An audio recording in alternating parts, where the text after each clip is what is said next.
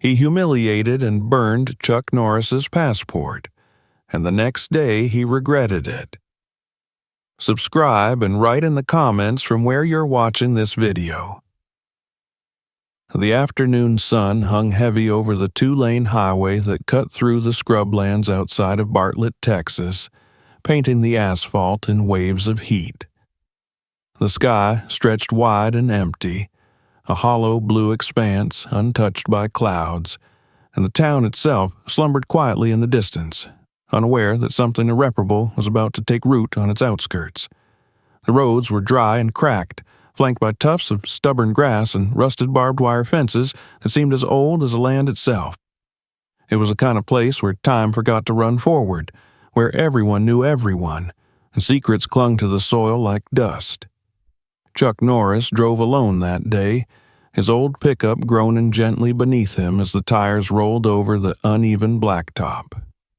The truck, a battered F-150 from another decade, wore its scars proudly, the faded red paint chipped, the side mirror cracked, the engine humming like a content old dog. Chuck preferred it that way. It was a relic of a simpler time, before fame had boxed him in, before the cameras, the interviews, the exaggerations of his legend had swallowed his real self whole. His hands, rough and calloused, gripped the steering wheel loosely. On the passenger seat lay a small brown paper bag from the local diner. Chicken fried steak and mashed potatoes, nothing fancy. He had just spent the morning at the Bartlett Veterans Center, as he did every Wednesday, teaching self-defense classes and listening more than he spoke. His hair, now white as bone, was trimmed neatly, his beard full but clean. A simple man, invisible in his own town, exactly how he liked it. The highway curved gently ahead, the tires crackling over loose gravel on the shoulder as he slowed near the town's edge. That's when he saw it. The flash of red and blue lights in the rearview mirror. Reflexively, he checked his speedometer. 45 miles per hour in a 45 zone. His signal had been on before the last turn. No reason, he thought, but he flicked the indicator and pulled onto the dusty shoulder anyway, letting the old truck idle beneath the brutal sun. The cruiser behind him parked at an angle, wheels kicked outward like a predator cornering its prey. Chuck watched through the side mirror as the officer stepped out, tall, stocky, built like a slab of concrete. Aviator sunglasses, freshly pressed uniform, holster angled arrogantly on his hip. Officer Bradley M. Murphy. The name stitched crisply above his heart, though there was nothing in the man's posture that suggested one. Chuck sighed quietly and waited. His window was already rolled down by the time Murphy swaggered up, one hand resting casually on his belt, the other adjusting his sunglasses as though the midday glare offended him personally. "License and registration," Murphy said without a greeting, his voice carrying the tone of someone used to giving orders. Chuck nodded without a word, reaching for the worn leather wallet tucked in his back pocket. He kept his movements slow and deliberate, well aware of how easily men like Murphy interpreted gestures as threats. He pulled out his driver's license and handed it over without a second glance, then leaned over to the glove compartment for the registration papers, the crinkle of old documents filling the silence. Murphy glanced at the license and snorted, the sound sharp and derisive. "Chuck Norris," he muttered under his breath, but loud enough for Chuck to hear. "Cute." Chuck kept his face still, betraying nothing. "You expect me to believe this?" Murphy continued, waving the license like a cheap playing card.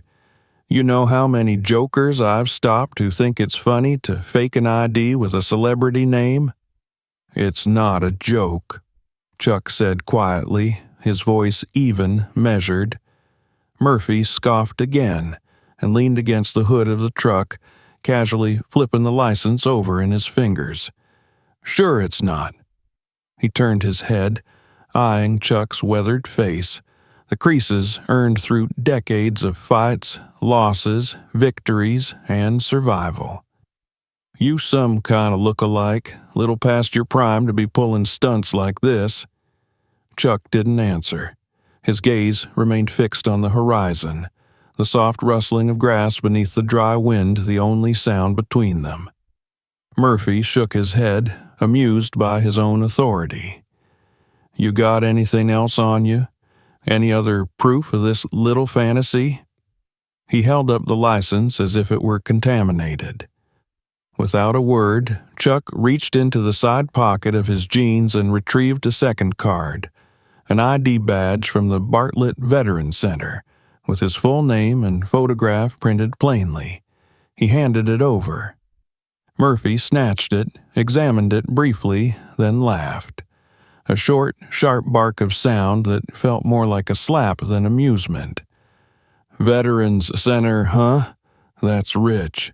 Trying to play the American hero card too? Chuck's jaw tightened, but he said nothing. Murphy took a step back, sunglasses reflecting the midday sun. Then, without warning, he reached into his pocket and pulled out a silver flip-top lighter. His thumb flicked the wheel, the flame small but steady in the breeze. Before Chuck could react, Murphy touched the flame to the edge of the license and the veteran's badge, holding them until the plastic curled and blackened, acrid smoke wafting between them. The documents crumbled to the ground, charred beyond recognition. There, Murphy said flatly, brushing his hands together like dusting off dirt. Problem solved. The fire had lasted only seconds, but the act lingered in the air like the smoke, suffocating and bitter. Chuck stood still, his hands unmoving, his expression unreadable. But something behind his eyes shifted, something cold and immovable, like stone beneath a river's surface. Murphy took a step closer, towering over the smaller, older man. What? You got nothing to say now? No tough guy speech? No viral video moment? Chuck finally met his gaze, and the quiet in his eyes was more dangerous than any retort. You just made a mistake, Chuck said softly. Murphy smirked, misinterpreting the calm as weakness. What are you gonna do, old man? Hit me? Go ahead. Chuck's eyes dropped briefly to the ashes at his feet, then lifted again, slow and steady. No, he said, I won't need to. Murphy shook his head, lips curling into something that resembled victory. Thought so. Behind them, unnoticed, a teenage boy in a battered Honda Civic sat frozen, phone raised discreetly above the dashboard. He had caught the entire thing, the lighter, the flame, the smirk, and the footage was already uploading to 3 different platforms by the time Chuck stepped back into his truck and pulled away, leaving only smoke, ashes, and an officer who didn't yet understand the match he had lit. That evening, the video reached 500,000 views in less than an hour. By midnight, it had crossed 2 million. By morning, the entire country would be talking, and the town of Bartlett, Texas, would no longer be the quiet place where nothing ever happened. But that was tomorrow's problem. For now, Chuck drove home in silence, the paper bag with his cold dinner still unopened beside him, and in his rearview mirror, the red and blue lights faded into the long, empty road behind him. The morning after the incident, Bartlett, Texas, woke up the way it always did. Quiet, unhurried, still tucked under the lazy weight of the southern sun. But something had shifted in the undercurrent of the town, something intangible but undeniable. The streets hummed differently. Phones vibrated more often. Conversations lingered longer in hushed tones at the gas station and the coffee shop on Main Street. Chuck Norris had no interest in watching the digital storm he unknowingly ignited. His phone had buzzed twice before sunrise, messages from an old friend in Dallas and a local news reporter whose number he hadn't saved. He left both unread, let the device slide face down on the kitchen counter like something fragile, something dangerous. The kettle whistled quietly on the stove, and he poured himself black coffee, the bitterness cutting through the heaviness growing in his chest. Across town, however, the video had already outrun him. A grainy, 30-second clip filmed from the cracked windshield of a teenager's Honda Civic was looping endlessly across social media. It was raw, unedited, brutally clear. Officer Bradley M. Murphy standing in front of Chuck's pickup, lighter in hand, setting fire to a state-issued driver's license and a veteran's ID badge. The flame licking plastic, the officer's smirk, the cold silence in Chuck's eyes. The caption beneath the video was simple but damning. Cop burns an old man's ID. Look who the old man is. By noon, it wasn't just Bartlett that knew. CNN ran a segment by mid-afternoon. Hashtags began trending. Hash burned, but not broken hash, Chuck Norris ID hash, Texas injustice. Comment sections swarmed like hornets' nests, people fighting over what it meant, over whether it was just a cop having a bad day or something darker, something systemic. Officer Murphy sat in the break room of the Bartlett Police Department, the cheap overhead lights buzzing faintly, a paper cup of burnt coffee going cold in his hand. His phone wouldn't stop vibrating. At first, it had been a few texts from his patrol buddies, some laughing, some asking what the hell he'd been thinking. Then the messages changed, took on a sharper edge. His name began trending on platforms he barely used. He didn't understand why it had blown up like this. In his mind, it had been nothing more than a routine stop, a bit of good old-fashioned tough love. A man pulls a prank with a fake ID. You call his bluff. Show him who's in charge. He hadn't expected anyone to care, but now the walls were closing in. His supervisor had already called him into the office once, voice tight with controlled anger, telling him to keep his head down until they could figure this out. By late afternoon, Murphy could barely step outside without recognizing the looks people gave him. It wasn't just the activists or the out-of-towners starting to gather outside the precinct with the hastily made signs. It was people from the neighborhood, clerks at the gas station, the girl who served coffee on Thursdays, even old men who used to nod politely when he passed. Their eyes were different now, measuring, watching. Meanwhile, Chuck stayed away from it all. He spent the morning at his gym, the same squat, windowless building he'd bought 20 years earlier when the lights and cameras faded and real life had started again. The gym was his sanctuary. The punching bags hanging heavy from the ceiling, the scuffed mats, the faint smell of sweat and vinyl, none of it had changed. He ran drills with a group of veterans, many older than him, men who moved stiffly but still carried a fighter's spark in their eyes. But he couldn't shake the weight in his chest. Not from the video, not from the rising noise outside. It wasn't about the ID. It wasn't even about the officer. It was about how easily a person could decide another man's worth was flammable. In the afternoon, as the protests began forming outside the police station, no more than 24 people at first, signs scrawled with "No justice, no peace," and "We stand with Chuck." Chuck drove across town to check on Mr. Harold Denton, one of the older veterans he visited weekly. Harold's front porch sagged under its own weight, and the old man sat in his rocking chair, radio playing softly at his side. "You all right, Harold?" Chuck asked, parking the truck by the curb. Harold looked up with watery eyes and nodded once, then shook his head.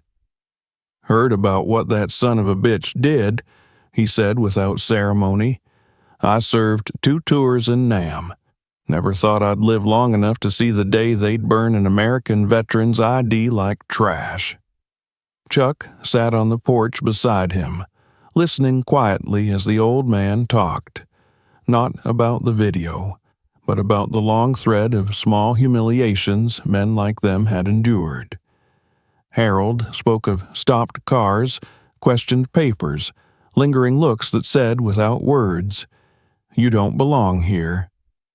When Chuck left, the sun was sinking low, and the noise around town had grown louder. News vans had started to appear. Protesters' numbers had doubled.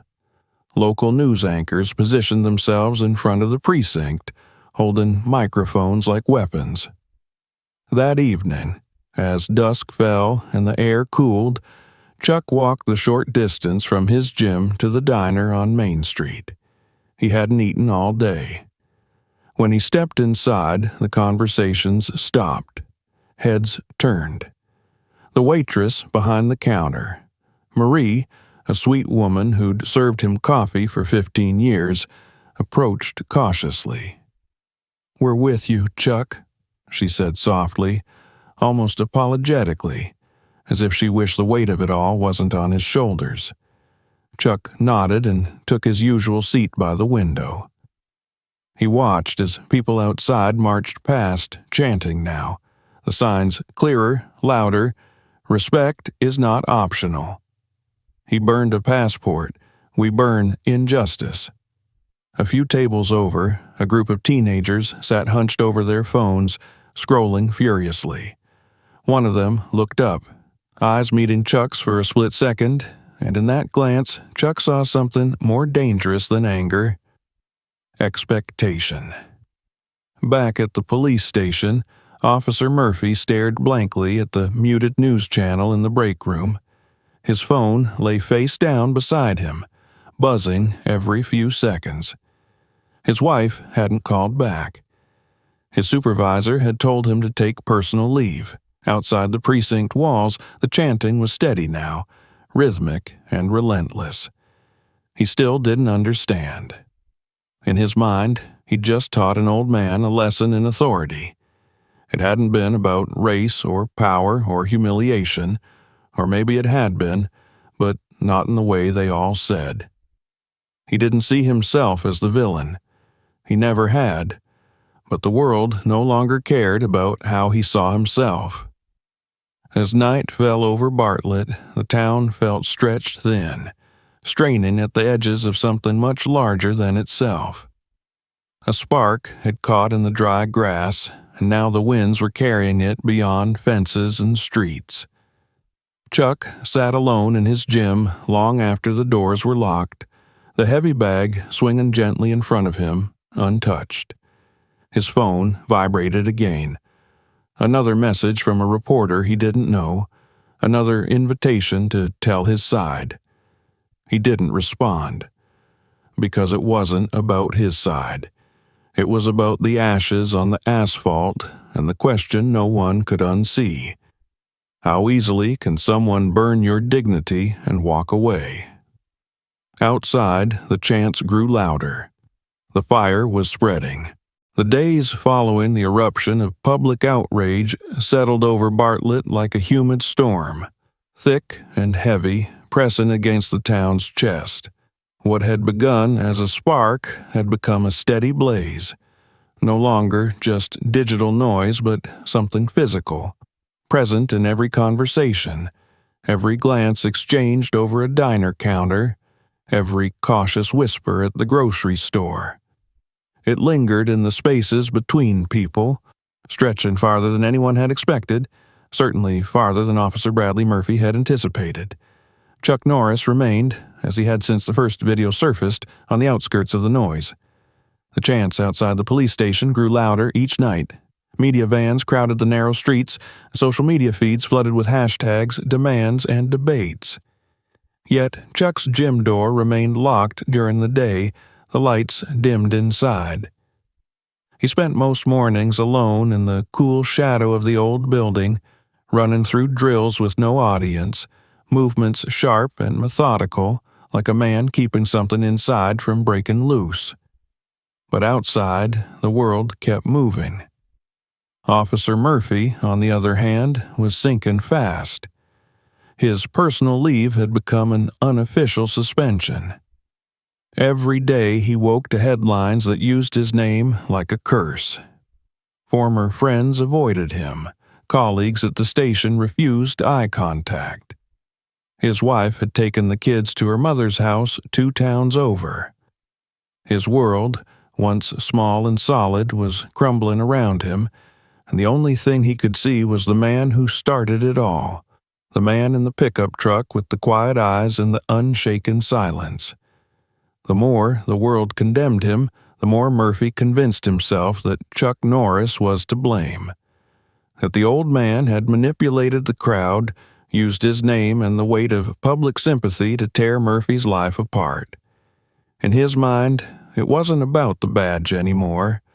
It was about pride, about winning a game he didn't remember starting but couldn't afford to lose.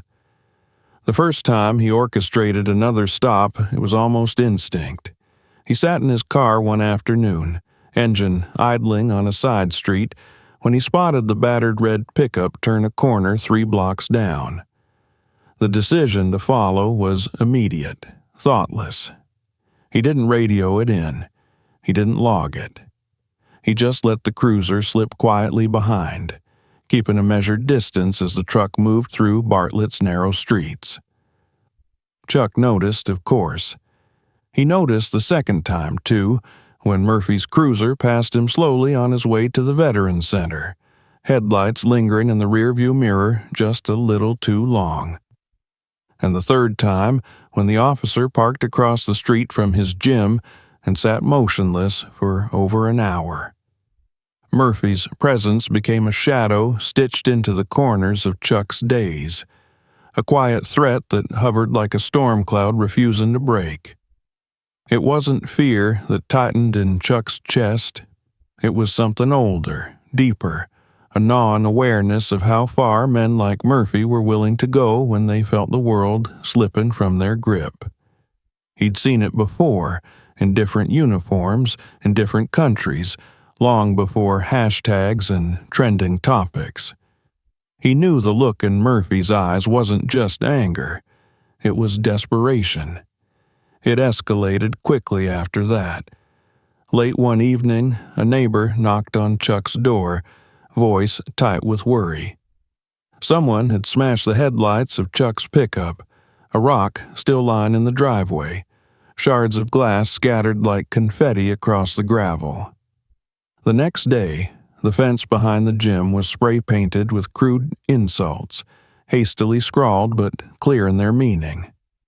When Chuck checked the security footage, the figure was barely recognizable, face obscured by a hood, but the gait, the shoulders, the build was unmistakable. He didn't call the police. There was no point. Instead, he started asking questions.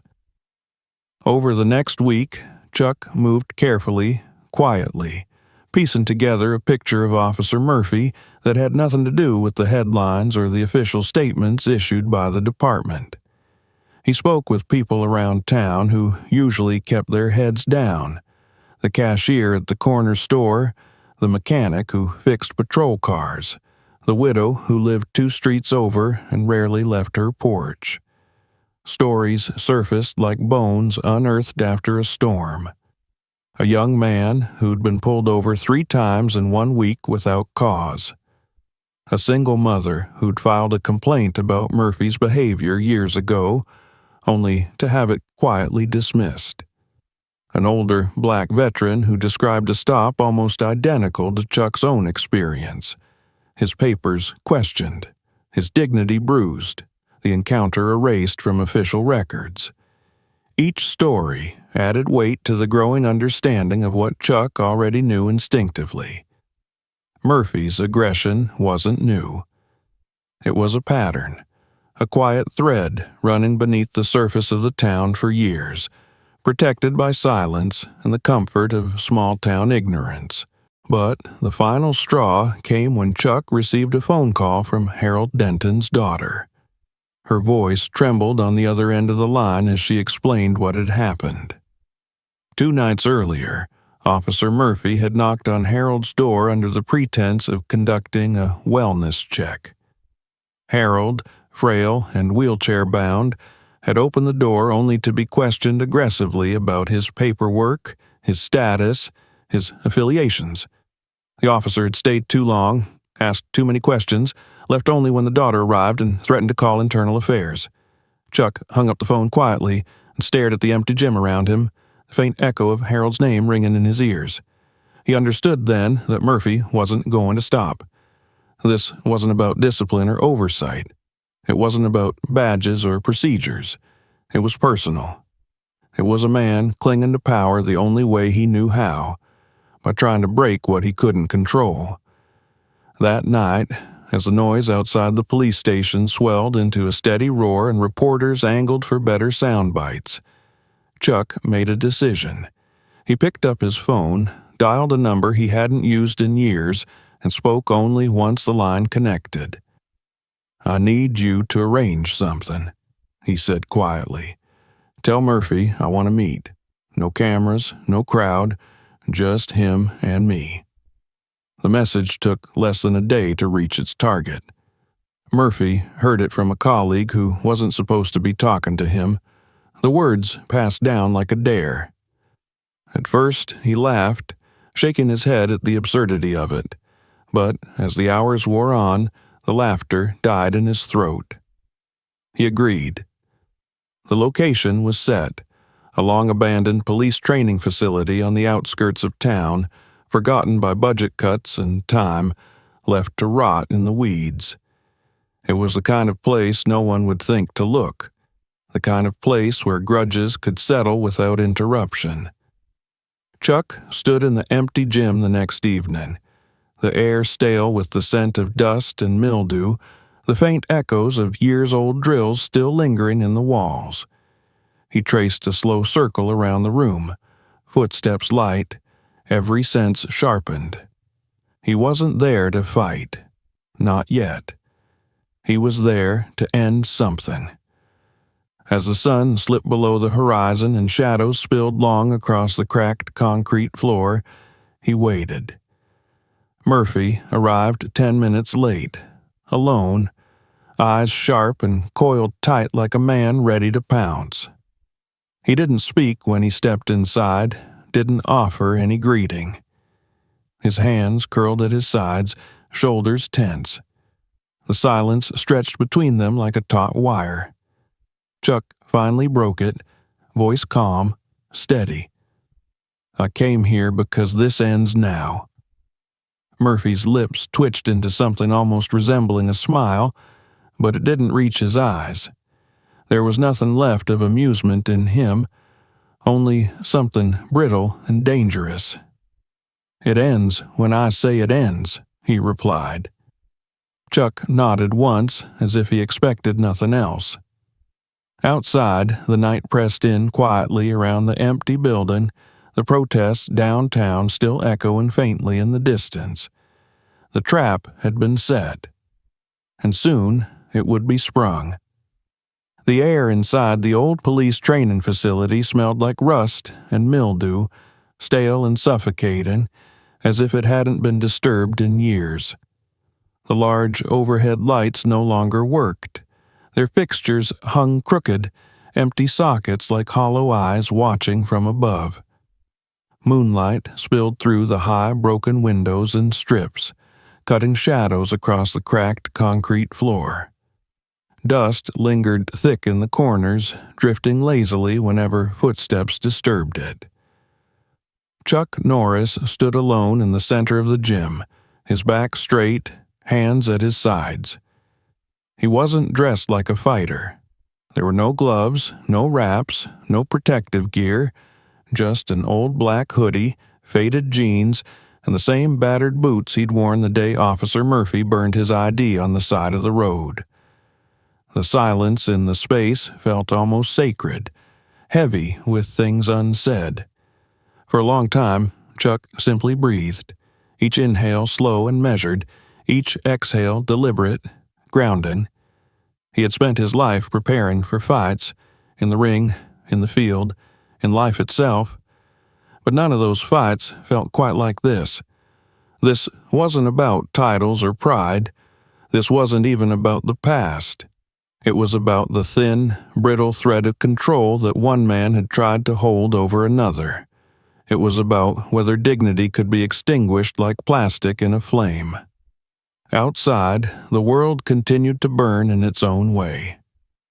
The protests downtown had swelled to hundreds by now, their chants rolling like distant thunder through the quiet streets of Bartlett.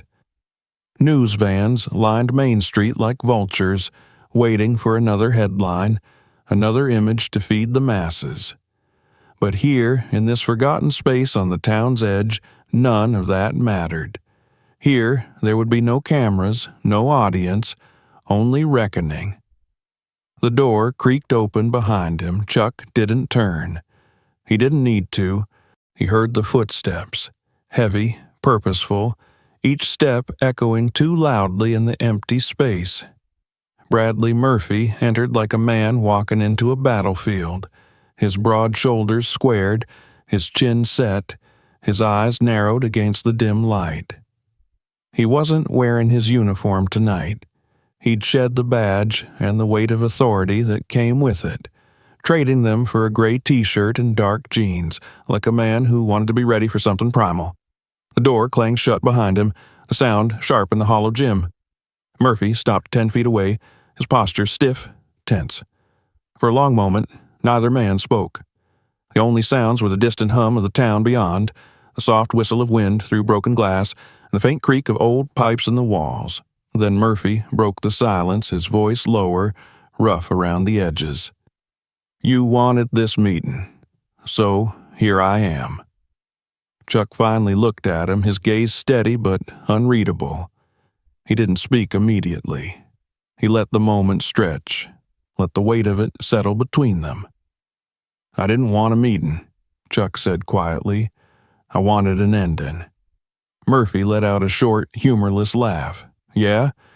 You think you get to decide how this ends?" Chuck didn't flinch. "No, but I decide how I stand in it." Murphy's jaw tightened. The veins in his neck pulsed visibly beneath the pale glow of the moonlight. His hands flexed at his sides, itching for something he couldn't name. "You think you're better than me," Murphy said after a moment, voice shaking ever so slightly beneath the anger. "That's what this is, isn't it? You've got the crowd, the cameras, the whole damn country eating out of your hand, playing the victim. And me? I'm the bad guy." Chuck's expression didn't change. He took a step forward, slow and measured. "You burned my name," he said softly. "Not just my ID. You tried to erase me." Murphy's eyes flashed. "Because you think you're untouchable.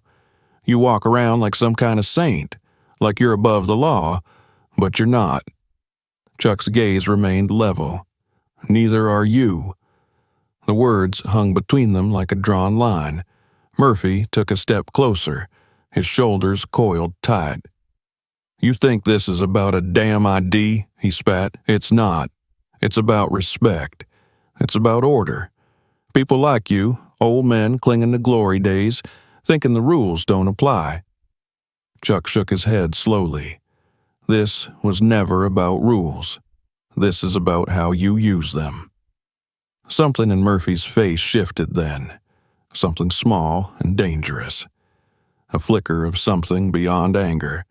Something closer to fear. Without warning, he lunged.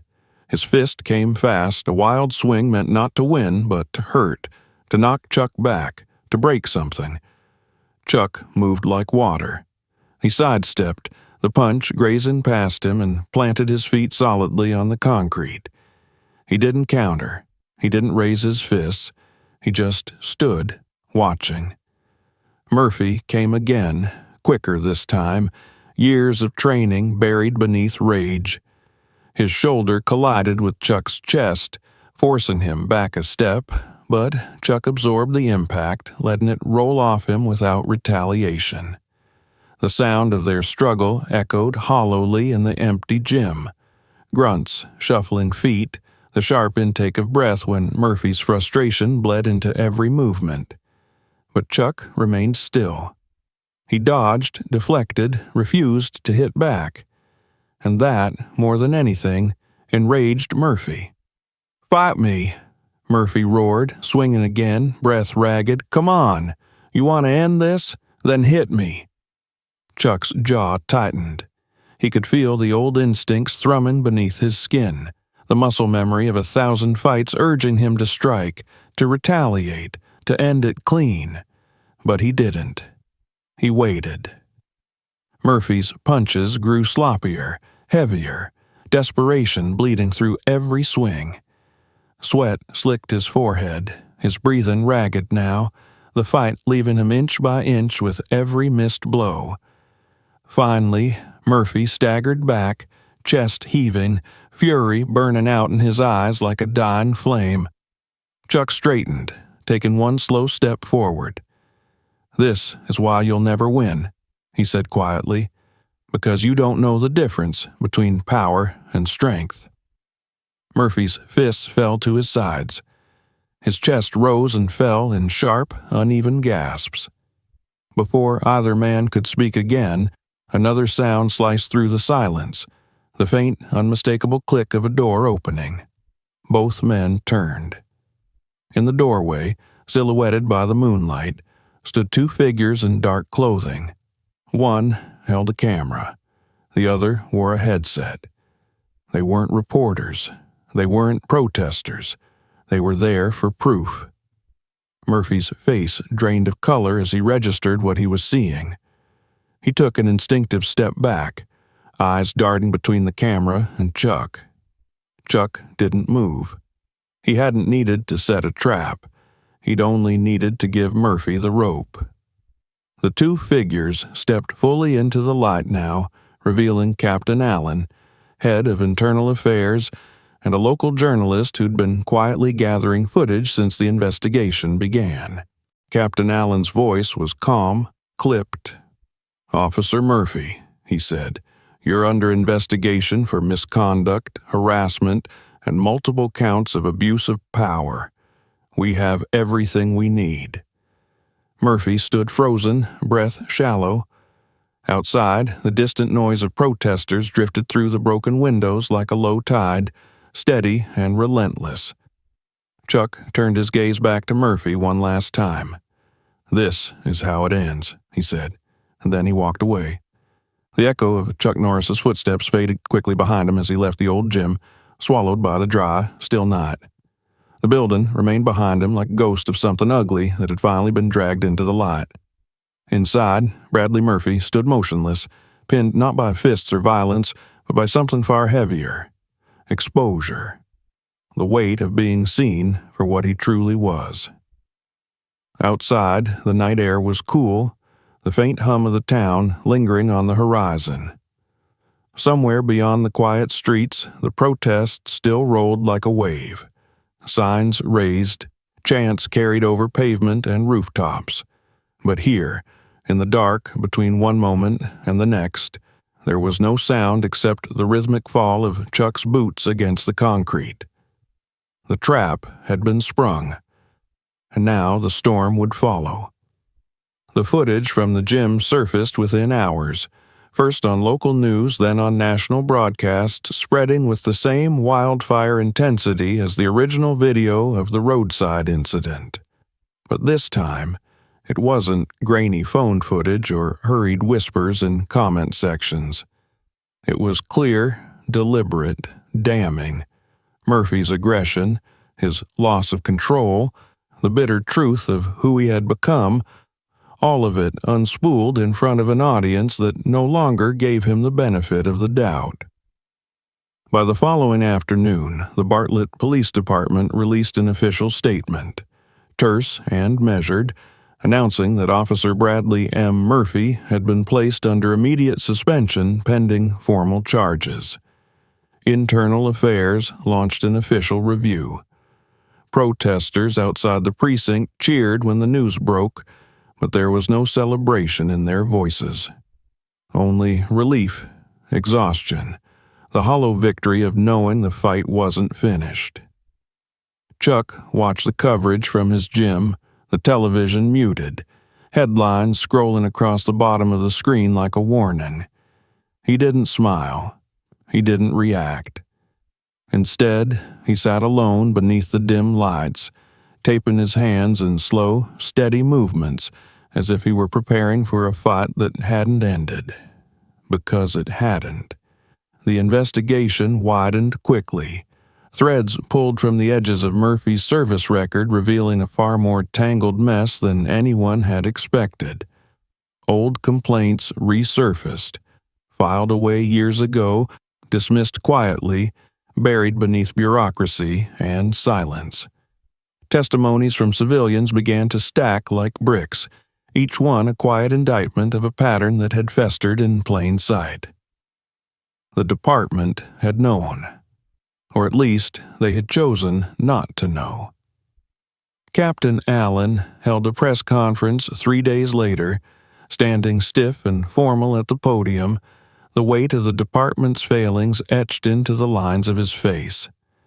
He spoke of accountability, of procedure, of policy changes that would follow. But the words rang hollow beneath the weight of what had already happened. Murphy's trial began within weeks. The courtroom was small, old wood benches worn smooth by years of similar proceedings, but never one quite like this. Local news crews packed the hallway, protesters gathered outside each day, their signs quieter now, not demanding justice but waiting to see if it would actually arrive. Murphy sat at the defendant's table, suit ill-fitting, shoulders hunched. He looked smaller than he had that night in the gym, something in him broken and caved inward. His attorney spoke in clipped professional tones, arguing technicalities, mitigation, intent. But none of it mattered. The videos spoke louder than any defense. Chuck testified once. He took the stand without ceremony, without rehearsed statements or dramatics. He spoke plainly, steadily, recounting not just what happened on the side of the road or in the gym, but everything in between. The slow, deliberate escalation, the choices made again and again to humiliate, to dominate, to dehumanize. When he stepped down from the stand, he didn't look at Murphy. He didn't need to. The jury took less than a day to deliberate. Murphy was found guilty on multiple counts: abuse of power, harassment, unlawful conduct, and attempted coercion. He was sentenced to 5 years without the possibility of parole. Not the maximum, but enough. The courtroom remained silent as the sentence was read. No cheers, no applause, only the quiet acknowledgement of something long overdue. Afterward, Chuck walked out into the crisp afternoon air, the sky stretching wide and endless above him. A crowd had gathered outside, reporters clustered behind their microphones, supporters standing with folded signs and tired eyes. He paused only briefly when they called his name. "What's next for you, Mr. Norris?" The question lingered in the air like dust. Chuck didn't answer immediately. Instead, he scanned the faces in front of him, the strangers who had marched for him, the neighbors who had learned to speak out, the quiet eyes of people who had seen something ugly burned away. When he finally spoke, his voice was low, steady. "This was never about me." The next morning, the headlines shifted. No longer about Murphy or the trial or even the protests. Instead, they carried news of something new, the formation of a foundation, its mission clear and unequivocal: Ashes of Dignity. The announcement came with little fanfare: a press release, a quiet website launch, a single interview on a local radio station. But the message was unmistakable. The foundation would offer legal aid to victims of police misconduct and bureaucratic abuse. It would provide resources for veterans and the elderly, people who had spent their lives serving only to find themselves discarded or disrespected. It would educate, advocate, and protect. Chuck didn't appear in the interviews. He didn't need to. His name alone was enough. Behind the scenes, he worked quietly, meeting with lawyers, community leaders, organizers. He spent long nights at his gym drafting plans, mapping out outreach programs, funding clinics. He spoke to veterans who had been ignored, to families who had been harassed, to people whose dignity had been treated like something disposable. The town of Bartlett changed too, in small but visible ways. The police department underwent a full audit. New training programs were implemented, focused not just on procedure, but on empathy, on humanity. Officers began wearing body cameras, accountability measures strengthened, complaint processes overhauled. None of it erased what had happened. But it was a start. One evening, weeks after the trial had ended and the noise had settled into something quieter but no less important, Chuck returned to Harold Denton's house. The old man sat on his porch, radio humming faintly beside him, the creak of his rocking chair steady. They didn't talk about the trial. They didn't talk about Murphy. They sat in silence, the kind of silence that stretched easy between men who had seen too much and expected little. When Chuck finally rose to leave, Harold spoke without looking at him. "Takes more strength not to hit back than to land the punch." Chuck paused, then nodded. The next morning, as the sun rose over Bartlett, the first community event hosted by Ashes of Dignity began in the town square. It wasn't large, a few tents, some folding chairs, pamphlets stacked neatly on tables. But people came. Veterans, students, families, strangers. They listened. They asked questions. They stood together. And Chuck, standing quietly at the edge of the gathering, understood that the fight he had been forced into was only ever the beginning. The fire Murphy had lit hadn't burned him. It had illuminated everything.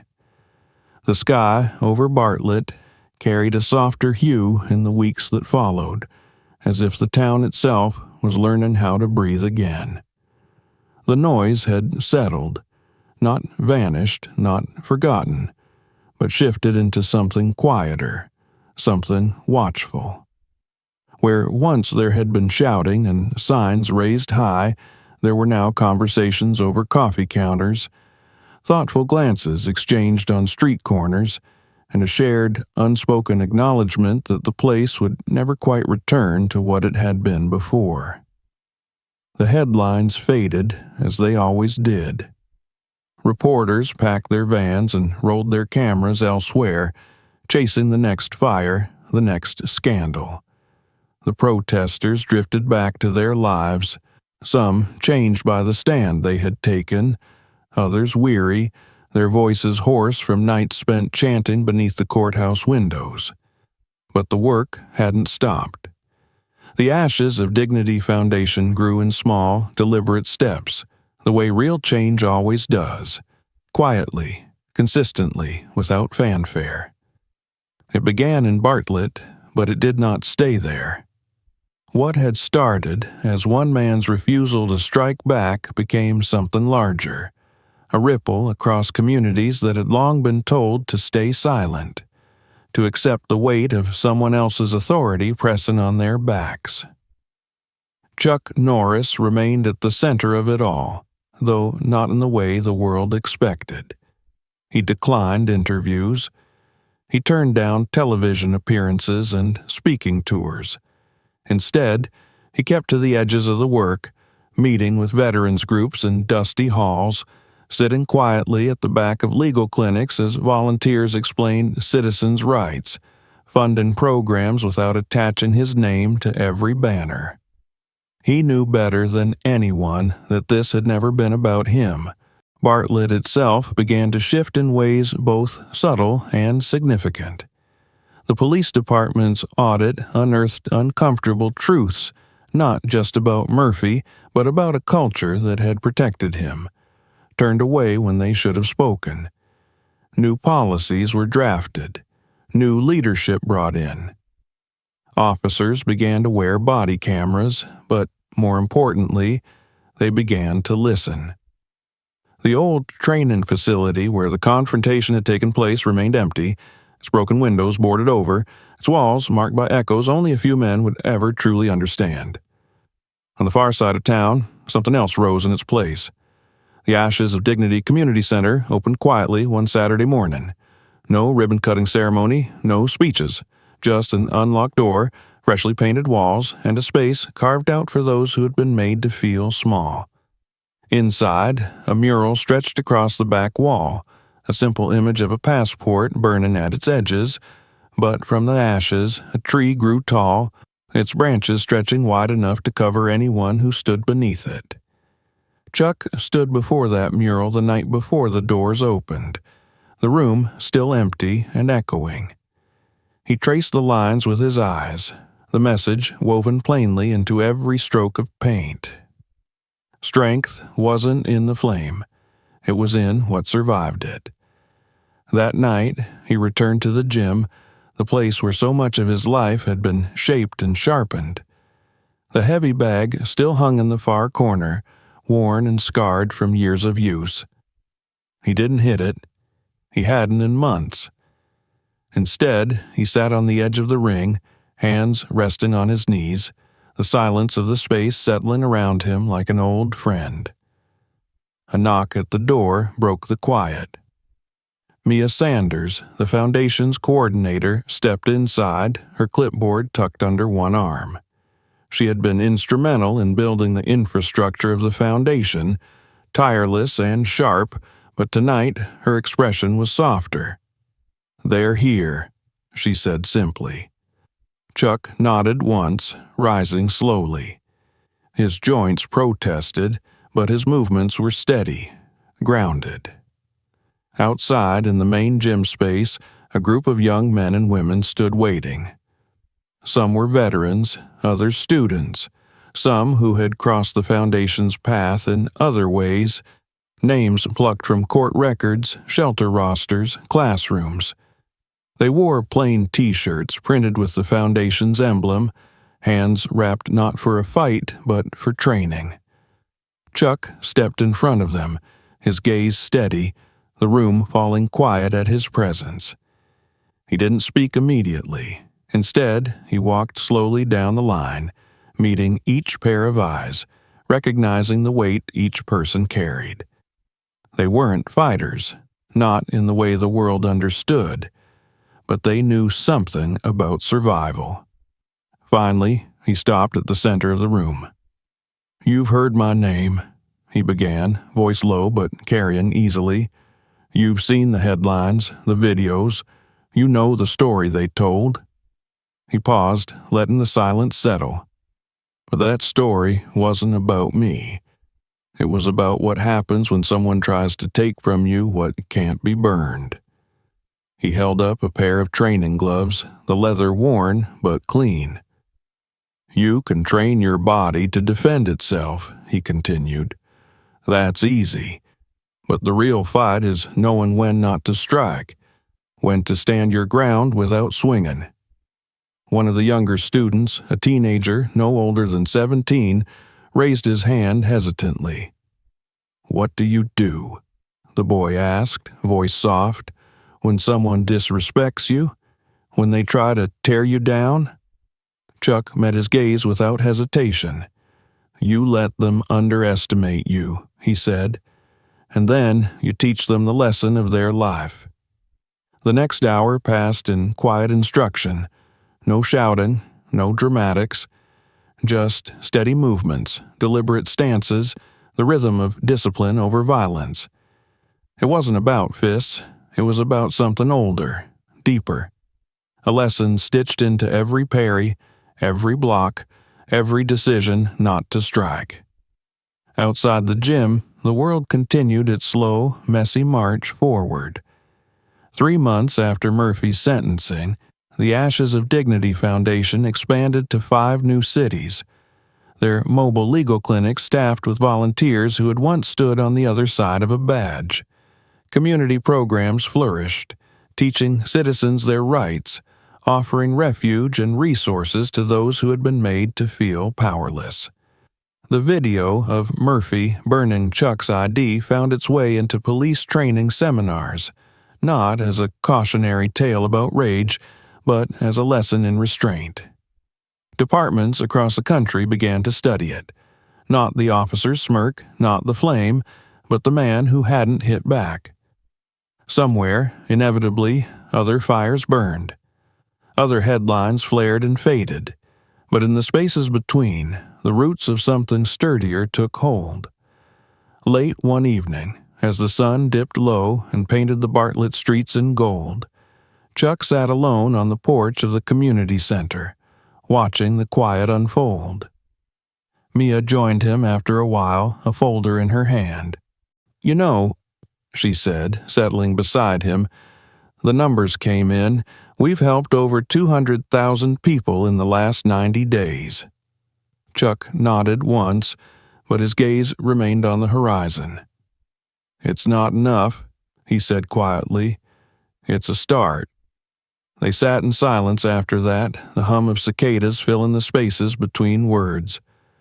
Across town, in a prison facility tucked behind high walls and razor wire, Bradley Murphy sat alone in a concrete cell, the flicker of the overhead light casting long shadows on the wall. He had no television, no visitors. He watched the Foundation's coverage only when the guards left the common room TV on, turning down the volume but never fully looking away. The world had moved on without him, and it was better for it. Chuck knew that when he visited the Veterans Center on Wednesdays, when he stood at the front of his gym teaching footwork and patience, when he sat in council meetings pushing for reform, the fight wasn't over. But it was different now. On the 1-year anniversary of the incident, Bartlett held a small gathering in the town square. No media vans, no chanting, just neighbors, families, the people who had lived through the storm and come out on the other side. At the center of the square, a new mural had been painted. A figure stood tall at its heart, not a hero, not a fighter, but a man, plain and steady, standing before a wall of flame. And from the ashes beneath his feet, flowers grew. That night, Chuck spoke briefly to the crowd. "Sometimes," he said, "the hardest thing in the world isn't standing up to a man with power. It's standing still long enough to show him he never had it." And when the applause faded and the lights dimmed and the town returned to its quiet rhythm, Chuck walked home beneath the stars, the weight of the past finally resting behind him, and the work of something better just beginning. If you enjoyed this story, make sure to subscribe to the channel so you don't miss the next one. Watch the other videos on the channel to dive deeper into stories like this. And if you think someone else needs to see this, share the video and let them know.